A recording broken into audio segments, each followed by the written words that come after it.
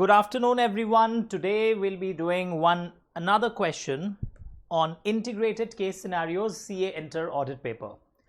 सबसे पहले कि आप देख रहे होंगे इन दिनों that these series are very interesting because इसमें हम सिर्फ वो 5 क्वेश्चन नहीं करते, उससे रिलेटेड और भी टॉपिक्स हम लोग रिवाइज कर लेते हैं. तो let's start with this question. वैसे मेरे एक ऑब्जर्वेशन आपको लिखे हुए मिले. It's a good question. यहाँ 3-4 स्टैंडर्ड्स ऑन ऑडिटिंग को कंबाइन करके क्वेश्चन फ्रेम किया गया है. Let's do it. Moon Group of Companies is a retail chain involved in the selling of daily consumer needs directly to the consumer.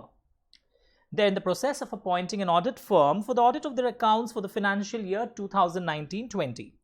Moon Group is a South Indian-based consumer store having total of 16 outlets across 4 cities in South India. यहाँ तक मिला? So this is a basic background they are talking about. Now Samant & Co. is appointed as the principal auditor for the entire group. Companies Act 2013 prescribes in detail the terms of this audit engagement. There are many branch auditors appointed for the outlets in other cities.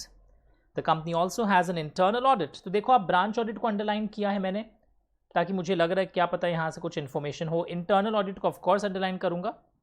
They have an internal audit function conducted on a quarterly basis by Ram & Co. Ram & Co are their internal auditors. आप भी ऐसे note करते चलोगे अपने question reading के समय. Following are the observations during the course of statutory audit. One of the discounts offered by the store is in the form of playback cards where reward points are accumulated and the customer can redeem the same on subsequent purchase. ठीक है, जो points होंगे आप redeem कर सकते हैं बाद में. The management and internal auditors are of the opinion that the points redeemed are to be treated as trade discount. Oh, and the external auditors are doubtful on this matter. ठीक है. One of the outlet in Chennai region is in the verge of getting closed and is only left with low value stock to be cleared before closure.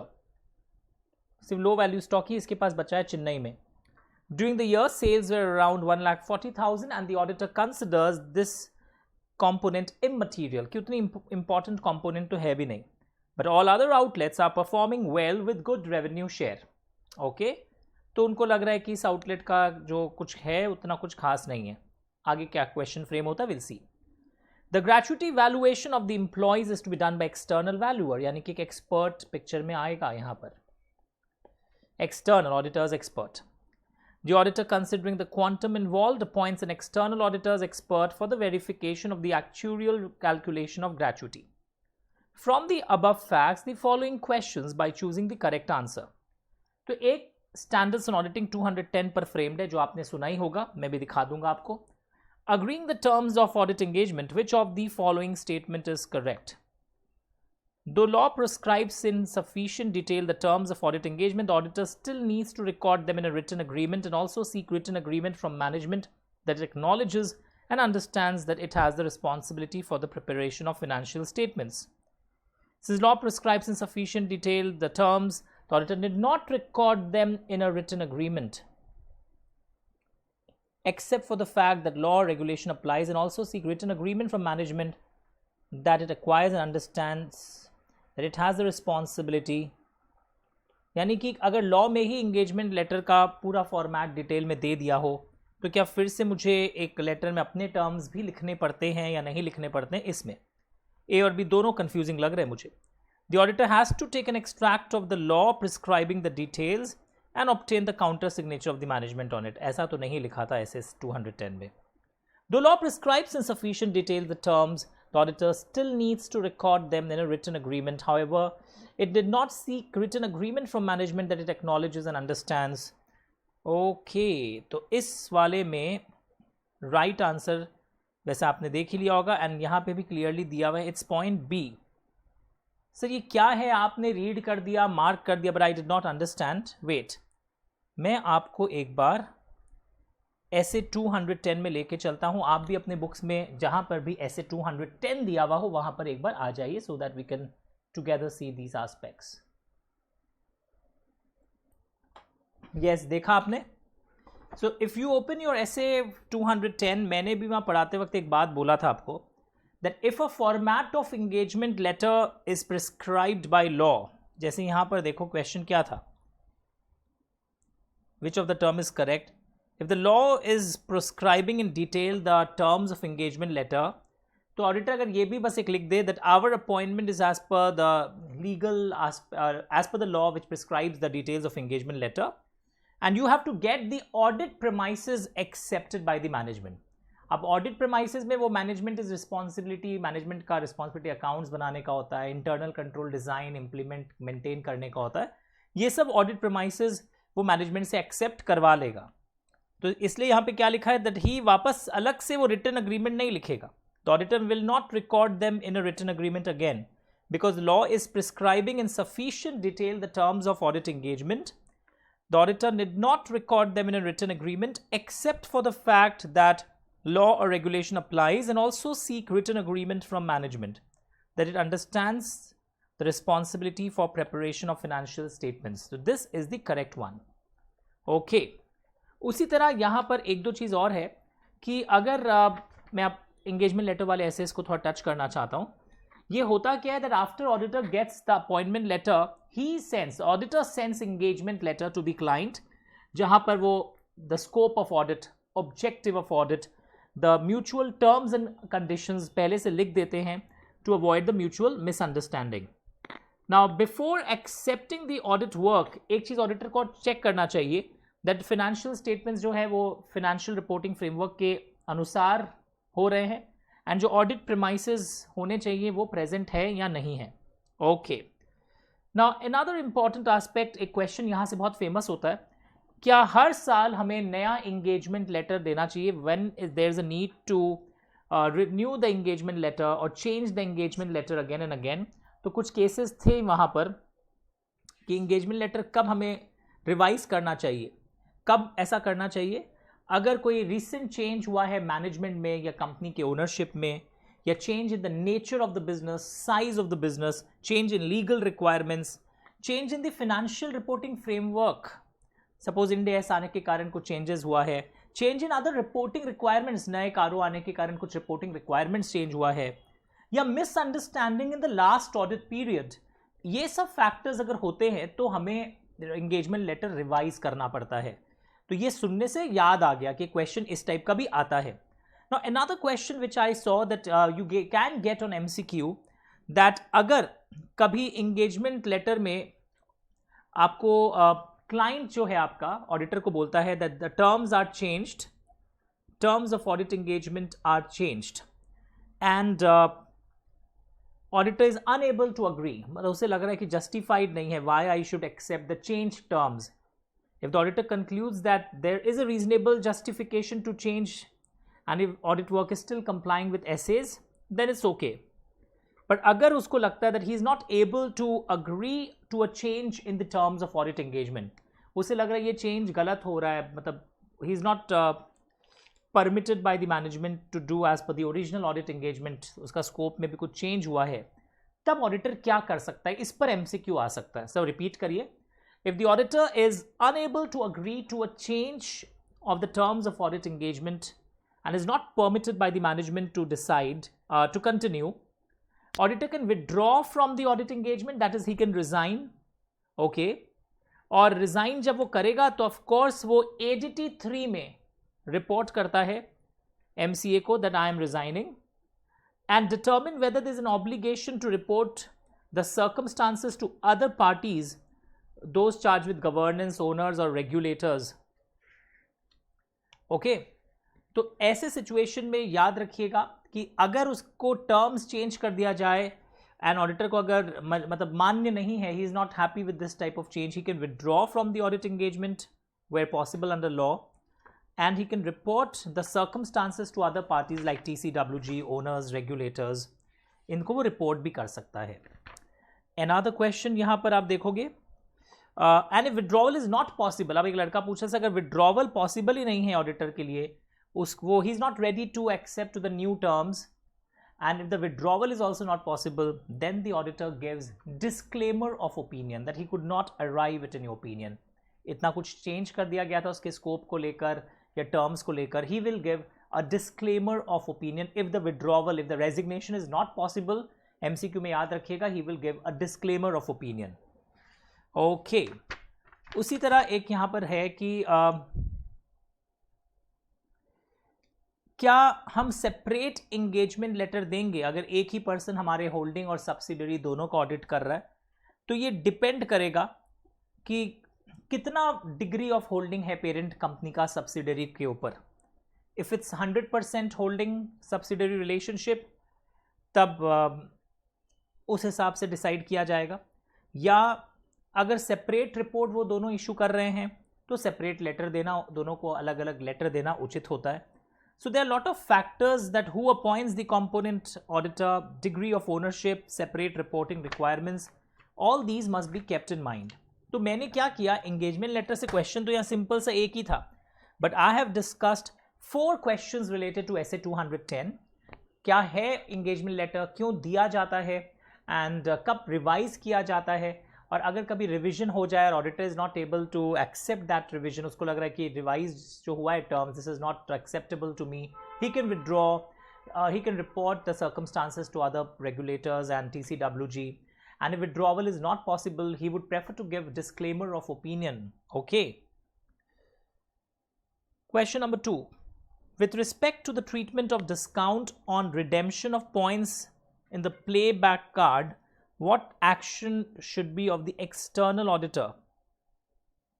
तो यहाँ पर मैं सीधा आपको answer दिखा रहा हूँ कि डिस्काउंट का जो ट्रीटमेंट हो रहा है वो सही हो रहा है या नहीं हो रहा है। The external auditor has sole responsibility for the audit opinion expressed. पहले तो लिखा हुआ है the auditor can place reliance and go by the opinion of branch auditor. नहीं, ऐसे कैसे से मान लें? He can place reliance on the management's accounting policy as they are responsible. No, मैं चेक करूँगा, मैं प्रोसीड्यूर्स परफॉर्म करूँगा कि करेक्ट ट्रीटमेंट हो रहा है और अकॉर्डिंगली ओपिनियन दूंगा। और ये बाकी ऑप्शंस में दम नहीं लग रहा है। एक ऑप्शन ये भी बोल रहा है the auditor can advise management on correct treatment but can not qualify his opinion as branch auditors opinion has higher authority than external auditors opinion. No, not at all. What is the main objective of external auditor when he uses the work of internal auditor? ये SA 610 से related है कि जब हम internal auditor के किए हुए work को यूज़ करते हैं, we will determine which areas, what extent the work can be use and whether that work is adequate for the purpose of audit. 3 चीज़ें हैं इसके अंदर, which areas, what extent and whether the work is auditor, whether the work is adequate. Main objective जो external auditor का होता है वो ये है। नाउ बाकी जो पॉइंट्स दिए वो भी आपको सही लगेंगे, इसीलिए तो बोल रहा हूँ बहुत कंफ्यूजिंग है। पढ़ के देखो, DSR the work of external auditor. आप start reading, I will find out something for you. पढ़ते रहिए आप एक बार। बाकी ऑप्शंस भी आपको लग रहा होगा yes they are also correct, but आपको मोस्ट अप्रोप्रिएट ऑप्शन चूज करना होगा। इसके लिए ये इंपॉर्टेंट हो जाता है ऐसे सिचुएशंस में that you have read the lines of standards on auditing के बुक्स का जो क्लास में हुआ है, और बहुत ध्यान से आपने थियोरिटिकली अच्छे से सब कुछ पढ़ा हो। यस,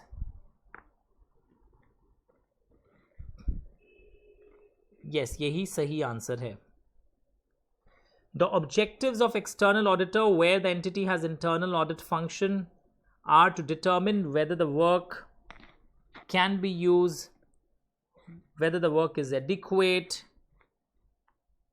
Okay, and एक ऑप्शन और होता है, if using internal auditors work as direct assistance then appropriately direct, supervise and review their work. ये कब होता है आपको याद होगा, ऐसे 610 में, ऐसे वैसे आंसर फर्स्ट वाला है। हम ऑडिट इंटरनल ऑडिटर के वर्क को 2 तरीके से यूज कर सकते हैं, using the work of internal auditor. एक ऑप्शन ये है जो हम बहुत पहले से कर रहे थे, using the work of internal auditor in obtaining, revise भी करा दे रहा हूँ थोड़ा सा, इन ऑब्टेनिंग ऑडिट एविडेंस। एंड एक तरीका और है, दैट इज लिखा हुआ है यहां पर, using internal auditors, using internal auditors, language ध्यान से देखना, टू प्रोवाइड डायरेक्ट असिस्टेंस। दोनों में लैंग्वेज ध्यान से देखो, याद भी करो, because you can get MCQ की 2 अप्रोचेज होते हैं, using the work of internal auditor, जो आज भी ज़्यादातर यही होता है, and audit using internal auditor to provide direct assistance. Okay, तो यहां पे व्हाट हैपेंस, जब हम डायरेक्ट असिस्टेंस के रूप में उसका यूज करते हैं तो बहुत कुछ उसका हम ही प्लान करके देते हैं, ऐसे करना है, वो टोटली हमारे डायरेक्शंस को यूज करेगा। Using internal auditor to provide direct assistance. Now यहां पर एक क्वेश्चन क्या होता है, यू हैव टू अंडरस्टैंड कि कुछ कुछ एरियाज ऐसे होते हैं जहां पर हम इंटरनल ऑडिटर के काम को डायरेक्ट असिस्टेंस के रूप में यूज नहीं कर सकते हैं। तो you can gate MCQ questions on that. तो तुम अभी क्या करोगे, जब इस वीडियो को देख रहे हो, पॉज करके SS 610 जहां भी दिया हुआ है उसको खोलोगे एंड फिर देखोगे वो कौन कौन से एरियाज हैं जहां हम डायरेक्ट असिस्टेंस के रूप में यूज नहीं कर सकते हैं या कहां यूज कर सकते हैं। बोला जाता है बेसिकली जहां पर बहुत सिग्निफिकेंट जजमेंट्स इन्वॉल्व होते हैं, ओके, वहां पे external auditor will not use internal auditors to provide direct assistance. या जहां पर बहुत हायर रॉमम लेवल होता है, बहुत जजमेंट इन्वॉल्व होता है, ओके, या जहां पर और भी एरियाज होंगे कि इंटरनल ऑडिट के फंक्शन पर ही आपको उसके कंपीटेंस पर क्वेश्चन मार्क लगता है, लोअर द लेवल ऑफ कंपीटेंस, वहां पे भी आप उसको डायरेक्ट असिस्टेंस के रूप में यूज मत करिए। तो कुछ कुछ एरियाज ऐसे होते हैं where we do not use internal auditors as direct assistance, जहां सिग्निफिकेंट जजमेंट्स इन्वॉल्व हैं या जहां पर रॉमम लेवल बहुत हाई है। The external auditor shall not use the work of internal auditors as direct assistance.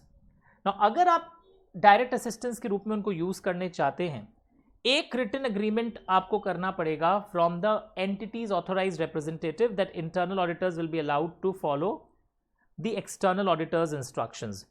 कि क्लाइंट एंड एक्सटर्नल ऑडिटर के बीच में एक अग्रीमेंट होगा दैट आपको कोई प्रॉब्लम नहीं है कि मैं इंटरनल ऑडिटर्स को डायरेक्ट अपने असिस्टेंस के अंदर काम करवाऊंगा and you will not interfere.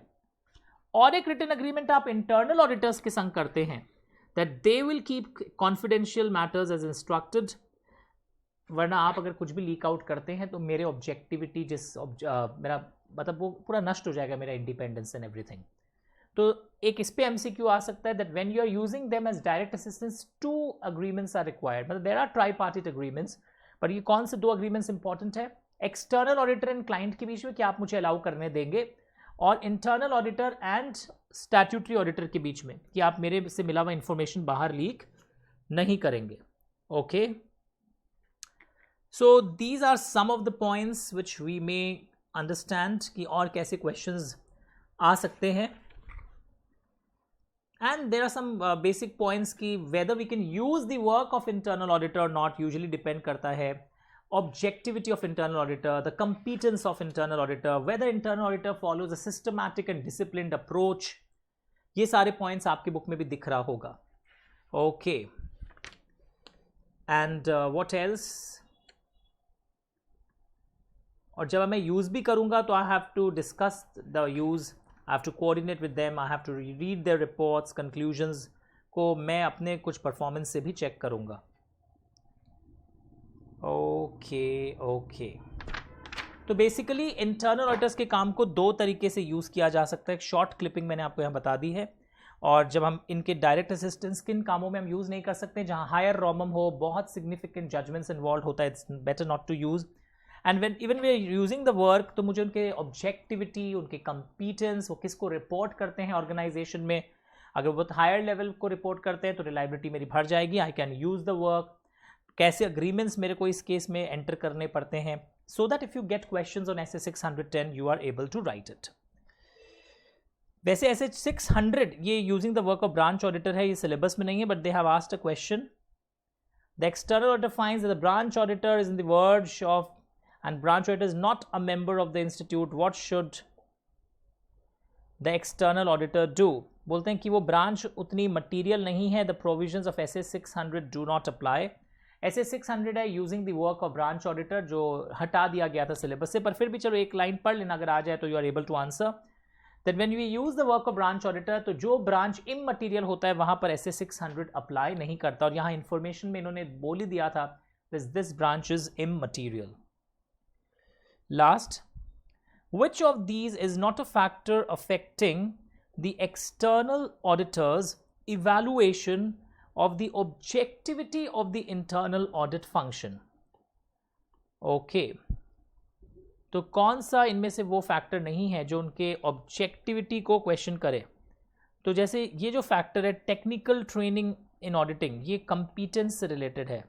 This is not related to objectivity, यानी कि कोई पर्सनल बायस तो नहीं आ रहा है. But what will be related, look here, whether the internal audit function is free of any conflicting responsibilities, वो उनका organisational status क्या है, इनके काम को ओवरसी कौन करता है, ये ऑब्जेक्टिविटी से रिलेटेड हो सकता है. But training and proficiency in training, this is not related to objectivity. So question था which of them is not related to objectivity of internal training. कई लोग C को और D में confuse हो जाते हैं, but C is a clear case where we would say, right है ना, C check कर लेते हैं एक बार. Yes, जहाँ पे ट्रेनिंग वाली जो फैक्टर है वो competence से related होती है. This is not related to objectivity. तो इस पर्टिकुलर स्टैंडर्ड ऑन ऑडिटिंग में हमने रिवाइज किया है कुछ चीज, देखो ध्यान से एक बार फिर. Yes, can we start? So if I say that who determines the nature, timing and extent of the procedures, कौन determine करता है nature, timing and extent of the procedures? So अगर मैं बात करूं कि अगर internal auditor को direct assistance के रूप में यूज किया जाता है, the nature, timing and extent is determined mutually by IA, internal auditor and external auditor, and executed by IA under DSR of internal auditor. तो एक काम करता हूँ, क्वेश्चन 4 से रिलेटेड कुछ और ऑब्जर्वेशंस यहाँ लिख लो ताकि रिवाइज भी हो सके अच्छे से और MCQs भी. Nature, timing and extent of procedure of IA used as direct assistance is mutually decided by IAEA and executed by IA under DSR, Direction, Supervision and Review of IA. ये मैंने इसलिए लिखा है क्योंकि this can come as an MCQ when we are using internal auditors direct assistance. तब क्या होगा, क्या वो करेंगे नहीं करेंगे, हम लोग मिल के डिसाइड करेंगे. When we say that when we use the work of internal auditor, suppose हमारे बहुत सारे फिक्स्ड एसेट्स हैं, मल्टीपल लोकेशंस पे हैं, इंटरनल ऑडिटर हमारे यहाँ है, उन्होंने ऑलरेडी फिक्स्ड एसेट्स वेरीफाई कर रखा था, तो उनके रिपोर्ट को ही मैं यूज कर लेता हूँ. That is the first case, using the work of internal auditor. और अगर मैं ही उनको असिस्टेंस दूंगा कि कैसे आपको फिक्स्ड एसेट्स की वेरिफिकेशन करनी है, मेरे डायरेक्शन, सुपरविजन एंड रिव्यू के अंदर करनी है, then this comes into picture. So this can be a MCQ जो मुझे लगा आपको आना चाहिए. Now another question which is very important यहाँ पर कि whether we are using the work of internal auditor or not, ये कई factors पर depend करता है.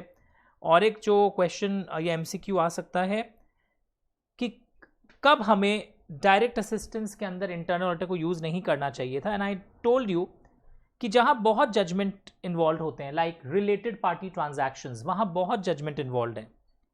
अंडरस्टूड, वहाँ मुझे रिलेटेड पार्टी ट्रांजैक्शन में सिर्फ इंटरनल ऑडिटर के काम पर रिलाई नहीं करना चाहिए और उनको डायरेक्ट असिस्टेंस के रूप में भी यूज़ नहीं करना चाहिए. I should myself check all those things. या बैंक ऑडिट में आप देखोगे that statutory auditor must himself do provisioning and prudential norms की चेकिंग. तो प्रोविजंस ठीक से क्रिएट हुए हैं एनपीएज में, डाउटफुल एसेट्स में, वो बैंकिंग के स्टैट्यूटरी ऑडिटर को खुद करना चाहिए. He should not use the work of internal auditor. या मेरा गोइंग कंसर्न अजम्पशन मैनेजमेंट के द्वारा सही है या नहीं है, और स्टैट्यूटरी ऑडिटर को खुद करना चाहिए. तो ऐसे कई पॉइंट्स हैं जहां हायर रॉमम इन्वॉल्व होते हैं या जहां पर बहुत कुछ इवैल्यूएशन में बहुत कुछ दरकार होता है, then I should not use internal auditor as direct assistance. So इस टाइप की चीज़ें यहाँ पर हमने देखा है. And last but not the least कि इंटरनल ऑडिटर के फंक्शंस के ऊपर क्वेश्चन आ सकता है that what are their functions. यानी पूरा जो एसए 610 है ये तभी पिक्चर में आएगा अगर आपकी कंपनी में इंटरनल ऑडिट फंक्शन है. अगर आपकी कंपनी में कोई इंटरनल ऑडिट डिपार्टमेंट बनाना कंपलसरी नहीं है, यानी आपने फिगर्स पढ़े थे कि कब कब इंटरनल ऑडिट करवाना कंपलसरी होता है, वो अभी मैं इसमें क्लब नहीं कर रहा हूँ. तो वहाँ पर जहाँ पर IA है ही नहीं, इंटरनल ऑडिट है ही नहीं, then SA 610 will not come into picture. So this was a very good one. तो हमने इंटरनल ऑडिट के बहुत सारे एस्पेक्ट्स को यहाँ पर बेसिकली रिवाइज कर लिया, चेक कर लिया. तो इसीलिए एक एक MCQ में टाइम लग रहा है, but it is helping me also to revise the long questions which can be asked on this particular standard on auditing. For example, एक क्वेश्चन और आ सकता है इंटरनल कंट्रोल पर, कि जो इंटरनल कंट्रोल पर एक चार्टर्ड अकाउंटेंट्स ने कमिटी बनाई है, committee on internal audit. Okay, they CIA बोलते हैं, the committee on internal audit. They were formulating standards guidance notes on internal audit known as internal audit standard board. तो you can get a MCQ कि internal audit standard board ने अभी तक 13-14 जो भी new standards on internal audit lay down किया है, are they mandatory, recommendatory, क्या है? Okay, they are recommendatory in nature. They shell become mandatory अगर नोटिफाई काउंसिल इनको कर दे. ऐसा कुछ लाइंस मिल रहा है. तो ये आप पर क्वेश्चन आएगा. यूजुअली लोग स्टैंडर्ड पढ़ते ही मैंडेटरी लिख देते हैं, but the standards on internal audit are recommendatory. अगर कभी फ्यूचर में चेंजेस हो गया, मैंडेटरी हो गया, then we will update you. उसी तरह एक क्वेश्चन और आ सकता है यहाँ पर कि what is the function of internal audit. इस पर MCQ आ सकता है. The objective and scope includes activities related to governance, risk management and internal control. यानी जिम जाएंगे, नॉट एक्सरसाइज वाला, ये GIM है. Internal control, risk management and governance processes. तो एक बार ये देख कर रखना. वैसे डिटेल क्लास हुई थी, बट अगर आपको all of the above option पूछा जाए तो ये सारी चीज़ें इंटरनल ऑडिट के एक्टिविटीज़ के गैमेट के अंदर आती है. So basically in this revision class I want to show varieties of long questions also, as well as the questions which you might get on SA 610 MCQ. कि direct assistance का मतलब क्या है, कौन उनके नेचर, टाइमिंग को decide कर रहा है, प्रोसीड्यूर्स को म्यूचुअली दोनों कर रहे थे, but work DSR of that उसके अंदर कर रहे थे. किन एरियाज में डायरेक्ट असिस्टेंस यूज नहीं करना चाहिए मुझे, और इंटरनल ऑडिटर का मेन फंक्शन क्या है, एक्टिविटीज क्या है. इस पर भी अगर कमेंट टाइप का क्वेश्चन आता है तो ये भी हमने अभी यहाँ पर देख लिया है, that what are the various activities. और यहाँ तक कि वो लीगल कंप्लायंसेज एंड लॉज का कंप्लायंस का भी काम इंटरनल ऑडिट फंक्शन करता है, that whether the entity is complying with various laws and regulations. Is it fine everyone? चलिए, मज़ा आ गया. स्टैंडर्ड्स वाली बात वाली MCQ भी क्लियर हो गई है. एंड दिस इज़ IFC, जो हम लोग दूसरे चैप्टर्स में पढ़ेंगे. IFC ओवर FR वाली चीज़ें जो है. Okay, that's great. ओके, चलिए नेक्स्ट दिन हम लोग फिर मिलेंगे नए टॉपिक के साथ.